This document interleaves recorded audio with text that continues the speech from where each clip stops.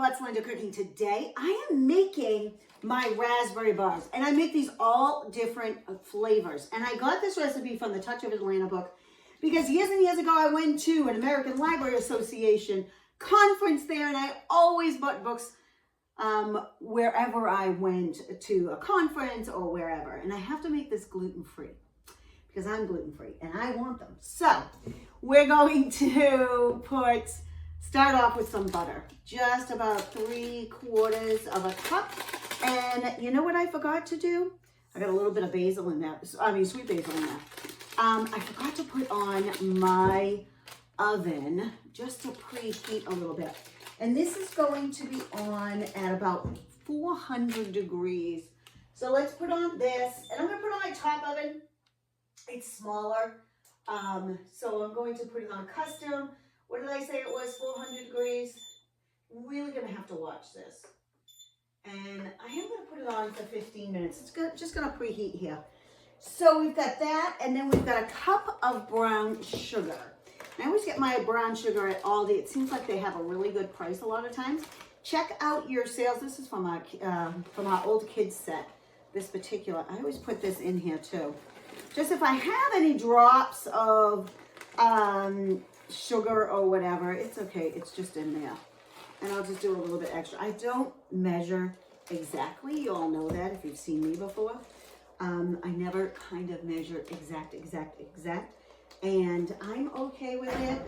If you measure exact, you can do that. And I've got a little bit in there, so that's gonna be fine. So we've got about a cup of that and about 1 3/4 cups of flour. So here's what we're gonna, oh, you know what?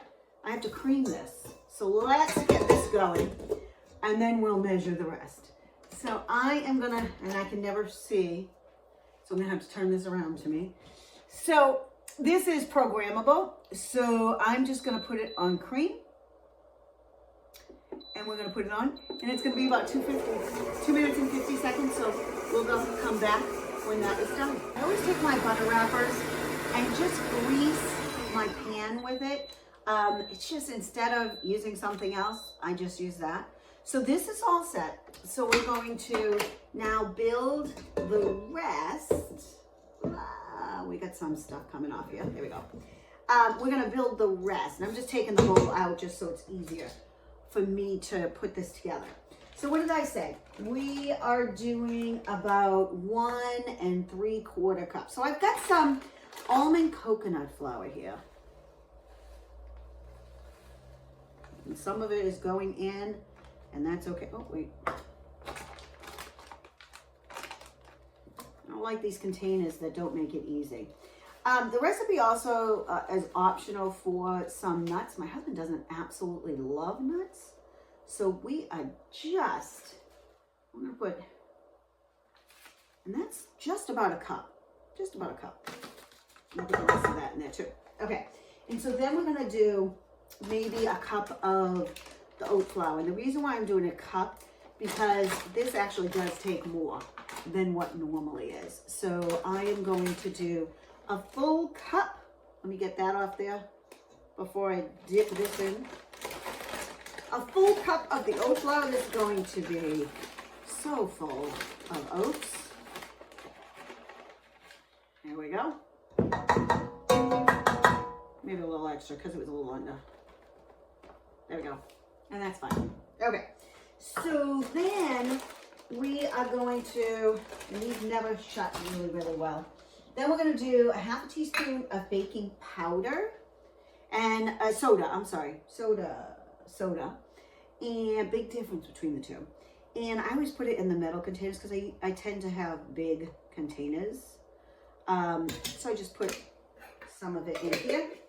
And then some salt. Salt is a 1/4 teaspoon of salt. Salt is real important, and I lost, oh, here it is. This is adjustable. Because it brings out the sweetness. Without the salt, it wouldn't be as sweet, believe it or not, because it does bring out that sweetness. And then we're just gonna have 1.5 cups of oats. I normally do rolled oats, but I had this was on clearance, and I'm just gonna do about 1/2. buttery. And so we're going to put it back in here and mix it up until it's done. And we're just going to mix. And I'm going to do this kind of slow. Just have it come together. And then we will put it into the pan. And I am, oh wait.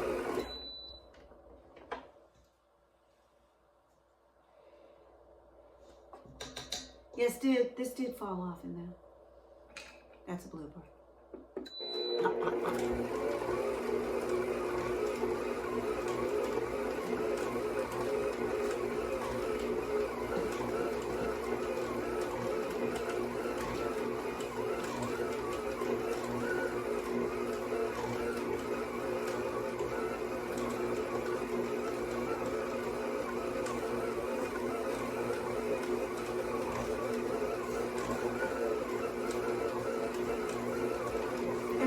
Just about done, and I'll show you how it looks so you know about how it's supposed to be. Now you can add, like I said, nuts in this. I opt not to add the nuts because my husband doesn't really love nuts, and he does like these bars. So this recipe kind of takes the place of, you know, cereal bars and jam bars and things like that. Kind of takes the place of those. Because this has all of the stuff, the oats, it's got, you can put the nuts in it, and then the homemade, and this is going to have homemade jam. My friend Michelle has some, I'm going to put that right there, has some raspberry bushes, and she was really inundated with a bunch of them. So she ended up making me some jam and actually giving me some raspberries. I have her jam, and I use these because we're going to kind of put this in the bottom and just make like a thin layer. And of course it's sticking. I will do this off camera because it takes me a while to get it all set. Okay, so I have my jam right here. And, oh, and I have this all in here. And so I'm just going to spread this on. Just kind of put this in little globs and then spread it a thin layer of it. Because I actually don't like a ton of jam in these, believe it or not. I err on a little bit less jam. I think it calls for about 12 ounces or so. So I'm just gonna, and you have to be careful because sometimes it will lift up. And there it goes again. It will lift up the crust on the bottom. So you have to kind of be careful spreading this out. And you want to get it to the edges, but not too much in the edges, because what happens is on the metal, it will kind of heat up a little bit more and burn itself a little bit because of the jam. Also, when these are done, you cannot eat them right away because they are like molten lava. So, I don't know if you can see this, but that is nice. And I'm just going to put the rest of this in because we want it all in. Okay, there we go. There we go. Let me wash my hands real quick. So then, I'm going to take the rest of the topping. And I've got some right here. And we're going to put it on the top. And then press it in. You know, you're not going to cover the whole thing. It just isn't going to cover the whole thing. And then we're going to press it in a little bit. Just very lightly. And then bake it. This only takes about 20 minutes. That is it. It's a really quick bake. And then let them cool. Cut them into squares. And there's your cereal bars for the morning. You can wrap these up for your kids. You can throw them in the freezer if you want to make a bunch of these up. You can do all different flavors. I mean, I have so much peach jam from my peach trees that I do peach a lot, but this was in my refrigerator because she had made refrigerated jam, even though all of my peach jam is in the refrigerator because my daughter doesn't trust it.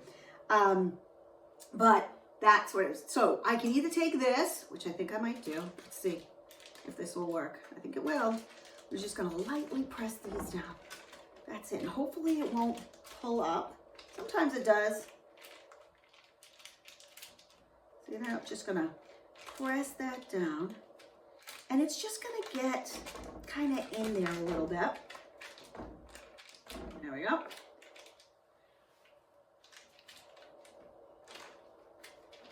And that's why these butter wrappers come in handy for things like this too. And then we're gonna throw it in for 20 minutes. And because I'm cooking this in the Deluxe Air Fryer Oven, and it's such a small oven, sometimes things cook really quickly. So we're going to check it after 15 minutes just to make sure. So let's put this in. It's gonna go right up here. And I'll be back. So here it is. What I love about baking is I can clean up all of the stuff while it's in the oven. Same thing with cooking. I tend to, as things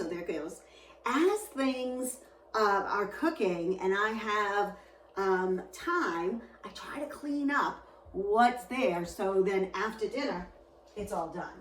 So this is all set. I'm gonna shut that off. And here it is. No, it didn't burn. Nice and golden. So these are what I call jam squares. In the book, it says raspberry bars.